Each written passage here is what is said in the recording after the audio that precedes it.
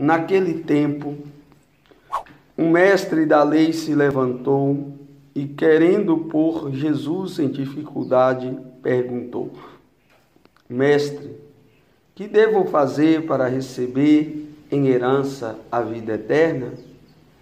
Jesus lhe disse: O que está escrito na lei? Como os lê? Então ele respondeu: Amarás o Senhor teu Deus de todo o teu coração e com toda a tua alma, com toda a tua força e com toda a tua inteligência, e ao teu próximo como a ti mesmo. Jesus lhe disse: Tu respondestes corretamente. Faz isso e viverás. Ele, porém, querendo justificar-se, disse a Jesus: E quem é meu próximo? Jesus respondeu: Certo homem descia de Jerusalém para Jericó e caiu nas mãos de assaltantes. Eles arrancaram-lhe tudo, espancaram-no e foram-se embora, deixando-o quase morto. Por acaso, um sacerdote estava descendo por aquele caminho. Quando viu o homem, seguiu adiante pelo outro lado. O mesmo aconteceu com um levita. Chegou ao lugar, viu o homem e seguiu adiante pelo outro lado. Mas um samaritano que estava viajando chegou perto dele, viu e sentiu compaixão. Aproximou-se dele e fez curativos, derramando óleo e vinho nas feridas. Depois colocou o homem em seu próprio animal e levou-o a uma pensão, onde cuidou dele. No dia seguinte, pegou 2 moedas de prata e entregou-as ao dono da pensão, recomendando: Toma conta dele. Quando eu voltar, vou pagar o que tiveres gasto a mais. E Jesus perguntou: Na tua opinião, qual dos 3 foi o próximo do homem que caiu nas mãos do assaltante? Ele respondeu: Aquele que usou de misericórdia para com ele. Então Jesus lhe disse: Vai e faz a mesma coisa. Palavras da salvação. Glória a vós, Senhor. Louvado seja nosso Senhor Jesus Cristo. Para sempre seja louvado. Então, irmãos e irmãs, é uma graça sempre para nós podermos nos reunir ao redor da mesa da palavra e poder se alimentar cada vez mais desta palavra que sempre é fonte de vida.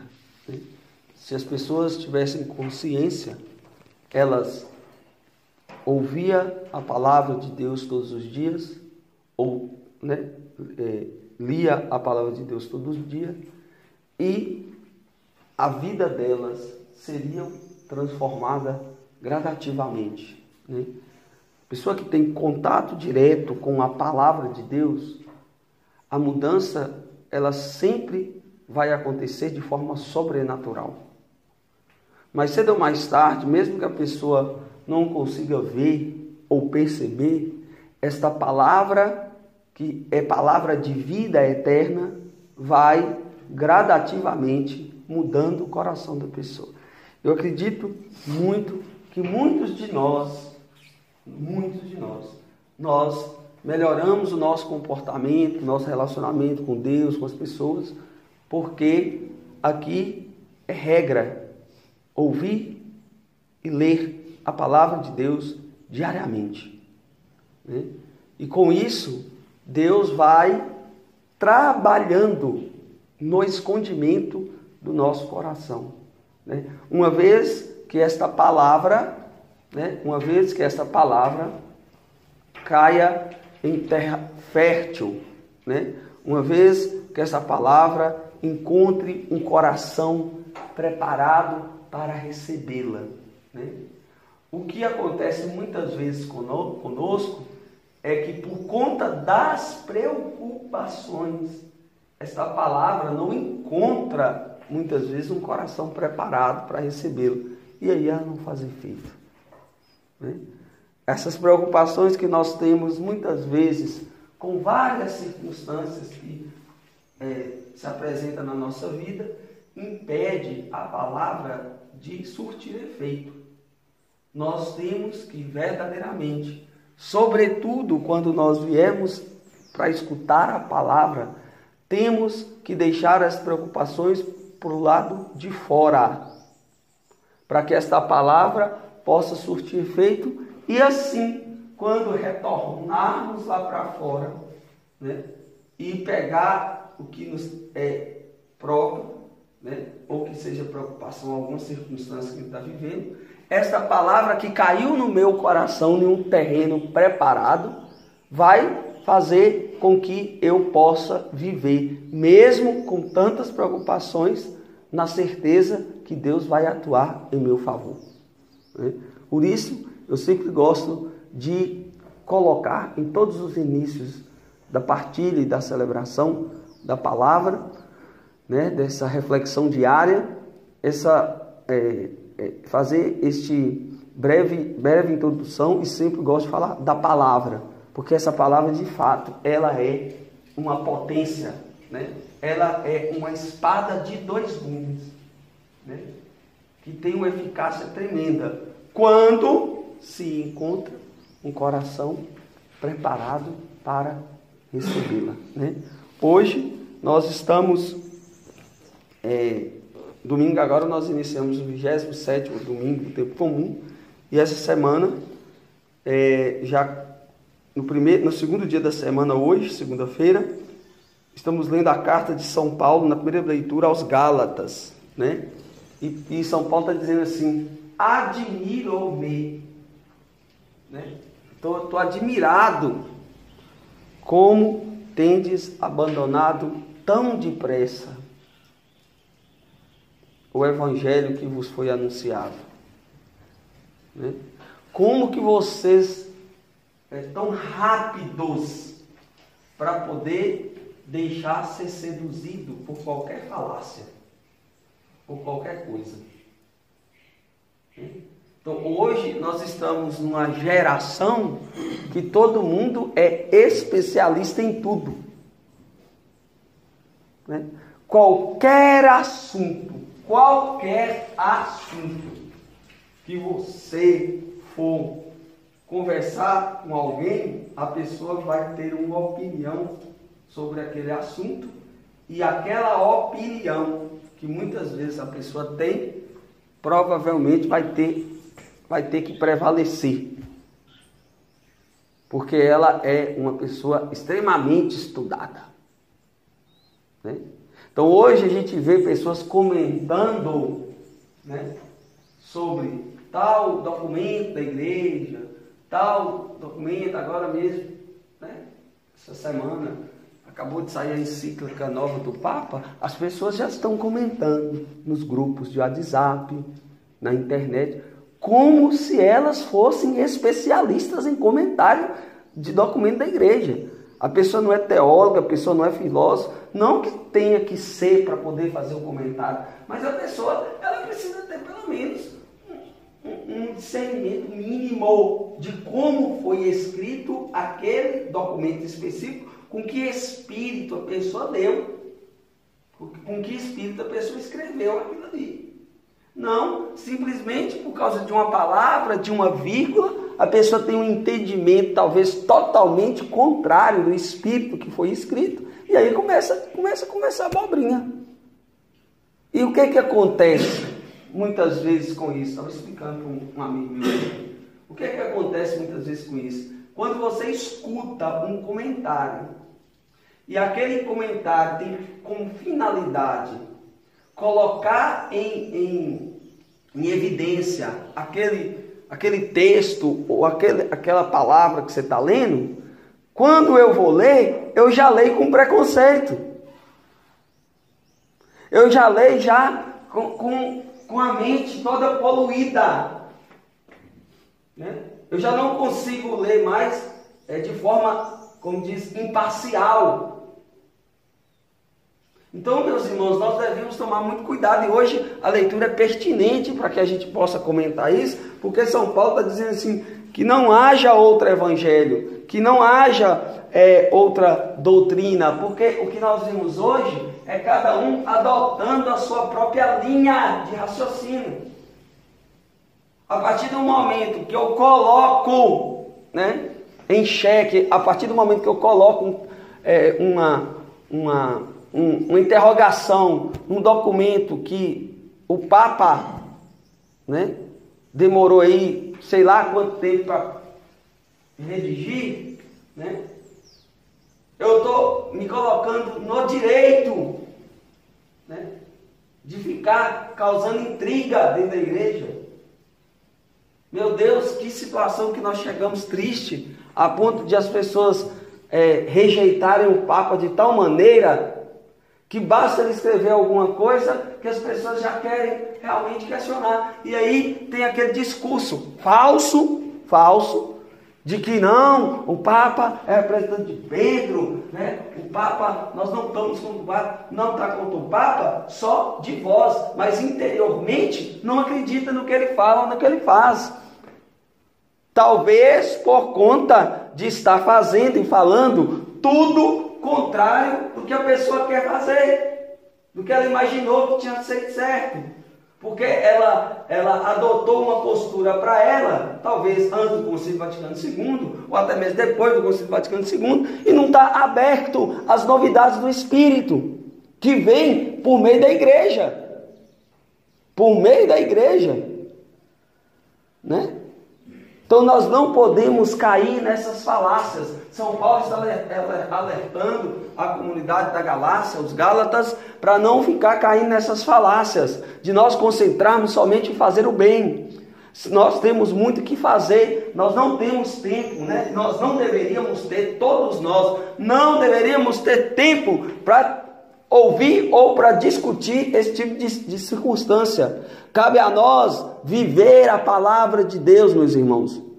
Cabe a nós aplicar essa palavra de Deus na nossa vida primeiro e depois na vida das pessoas, né? Olha, São Paulo está dizendo, eu estou buscando aprovação humana por acaso? Eu estou buscando conhecimento humano? Eu estou procurando agradar as pessoas? Não, meus irmãos, nós não precisamos agradar pessoas. Nós não temos nenhuma lei escrita que nós devemos seguir pessoas. Pelo contrário, nós precisamos usar as vias e os meios próprios do Evangelho.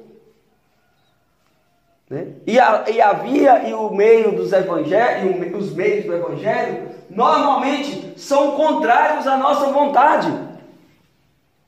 Normalmente contradiz aquilo que a gente pensa, que a gente quer. Por isso existe esse conflito e essa confusão na nossa cabeça. O que mais a gente vê nas nossas partilhas com pessoas que estão num processo de discernimento é as pessoas dizerem que tem medo de não fazer a vontade de Deus, né? Que tem medo de escolher coisas contrárias à vontade de Deus. Mas da onde que está vindo este medo? Da onde que está vindo esse medo? Da falta da contemplação, né? Da falta do entendimento que a vontade de Deus é você sempre estar fazendo o bem, amando ao próximo com toda a sua força, né? Porque o Evangelho está dizendo, olha, o que é que eu posso fazer, né, para agradar a Deus? Ama de todo o teu coração Deus, com toda a tua alma, com toda a tua força, com todo o teu entendimento, e automaticamente isso vai refletir na vida do seu irmão. A dificuldade que nós temos de amar os outros, né? A dificuldade que nós temos de amar as pessoas é um reflexo do nosso relacionamento com Deus, de um relacionamento interesseiro, como eu dizia ontem na adoração ao Santíssimo Sacramento. Meu Deus, como eu percebi que eu venho ao teu encontro sempre buscando alguma coisa. E esqueço-me que o Senhor bastaria para a minha vida, bastaria para a minha história. Nós que muitas vezes vimos ao Senhor, procuramos ao Senhor, simplesmente para vomitar os nossos problemas. E quando não é para vomitar nossos problemas, é para poder pedir alguma coisa. Nós nunca, ou talvez dificilmente, a gente vem ao Senhor por Ele mesmo. Por Ele mesmo, para estar com Ele, por conta dele ser Deus, por conta dele ser bom, por conta dele sustentar a minha vida, né? O Evangelho não aceita adaptação, né? O Evangelho quer verdadeiramente colocar as coisas no lugar, né? E não ser motivo de oportunismo para ninguém. O Evangelho, ele quer um anúncio poderoso e não publicidade. A verdade é essa, meus irmãos. Deus não quer e nem precisa arranjar clientela, né? O que nós precisamos fazer é ofertar um evangelho de salvação que foi dado ao homem por Deus por meio de Jesus Cristo. É muito fácil, meus irmãos, domesticar o evangelho. É muito fácil. Porque nós domesticando o evangelho, a gente faz dele o que quiser. É muito fácil, meus irmãos. E hoje nós estamos de fato com uma geração que tem domesticado o evangelho. Que coloca o evangelho a seu bel prazer. Que não é capaz de viver na totalidade, na radicalidade. Que sempre vai usar como discurso que a gente precisa viver. Viver o quê que nós precisamos viver? Nós precisamos viver o quê? Não somos dominadores, não somos de fato, mas servidores, como Paulo muitas vezes na obscuridade ou na contradição constrói a igreja de Cristo. Sempre, sempre e em toda parte, com verdadeira liberdade, a igreja sempre vai exercer sua missão entre os homens. Sempre, né? Utilizando todos os meios, e só esses que estiverem de acordo com o evangelho e com o bem de todos, segundo as adversidades dos tempos e as situações, é que vão realmente colher os frutos desse evangelho anunciado. Não adianta ficar com os olhos na lei, não adianta ficar com os olhos nos problemas, como eu disse para muitos ontem. Não adianta, não vai adiantar, não vai resolver nada, porque você vai cair de novo, porque você vai errar de novo, porque você vai pecar de novo, porque isso faz parte da natureza pecadora do ser humano. Não vai adiantar você ficar murmurando, reclamando. Não, não, não. Muitas vezes é até louvável essa procura, né? Essa procura de meios para poder sair da situação, mas o que resolve mesmo é a gente amar a Deus de todo o coração, de toda a nossa alma, com todo o nosso entendimento. Aí resolve, porque Deus é capaz de transformar a nossa vida. Deus é capaz. Depois nossa música aí, infelizmente, não está. Deus é capaz de transformar a vida. E é verdade, isso é uma pura verdade. Nós ficamos buscando meios, e estes meios, muitas vezes lícitos, olha que coisa interessante, esses meios, muitas vezes lícitos, confissão, eucaristia, penitência, muitas vezes não funciona, porque nós queremos que essas coisas se tornem amuletos na nossa vida. Porque nós estamos buscando aquilo lá como uma forma de não fazer nada para poder sair. E Deus não quer isso. Deus quer que a gente lute. Deus quer que a gente sue a camisa para poder sair daquela situação. Eu sou testemunha disso. Porque várias vezes Deus já colocou no meu coração: meu filho, você não faz nada e quer sair dessa situação. Você quer meios que te faça ficar bem, sem pingar uma gota de suor, sem se sacrificar. Não, meus filhos, não, minhas filhas, nós precisamos entrar naquela condição de pessoas que lutam diariamente, que sofrem diariamente, que derrama lágrimas diariamente, que levanta diariamente, mas independentemente da condição que nós estejamos, nós precisamos ter a certeza que o que vai nos dar condição de contemplar a glória de Deus é a capacidade que nós temos de levantar todos os dias, de lutar todos os dias, de chorar todos os dias, de não aceitar mais o pecado na nossa vida, mesmo que ele seja presente. O motivo dele estar presente na nossa vida muitas vezes não significa que nós temos que aceitar essa condição.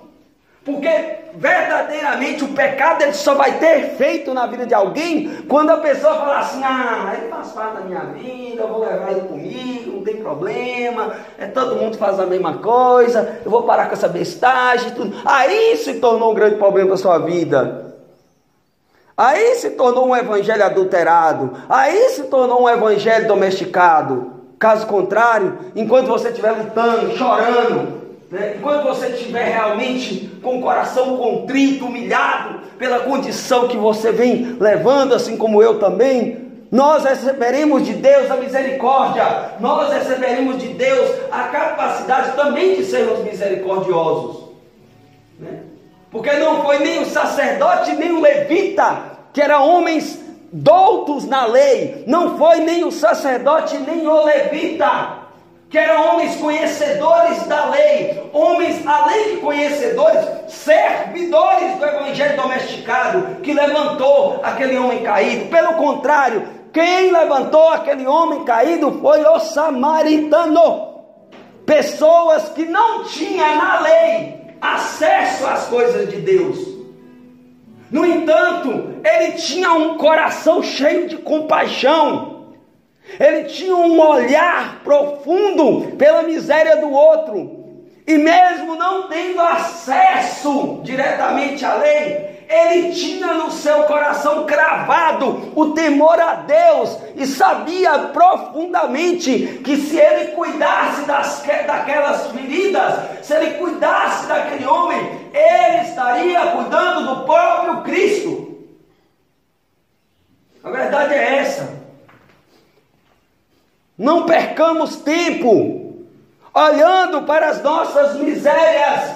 Não percamos tempo olhando para aquilo que nos aflige. Mas voltemos o nosso olhar para as feridas de Jesus Cristo que precisam ser cuidadas. Olhemos para este homem caído no chão. Não façamos como esse sacerdote, este levita, que passou pelo outro lado, porque não foi capaz de cuidar das feridas de Jesus Cristo, porque as feridas de Jesus Cristo, muitas vezes, nos causa constrangimento. Não dá ibope cuidar das feridas de Jesus Cristo. E muitas vezes, essas feridas que estão fedidas e abandonadas, muitas vezes essas feridas nos causam em nós nojo. E nós precisamos, de fato, ter a coragem, como esse samaritano, de parar o que nós estamos fazendo para poder ajudar as pessoas. Foi isso que aconteceu. Porque provavelmente, tanto o sacerdote como o levita estavam descendo de Jerusalém para Jericó. Eles tinham acabado de fazer os ofícios lá dentro da igreja deles. Eles estavam indo para casa.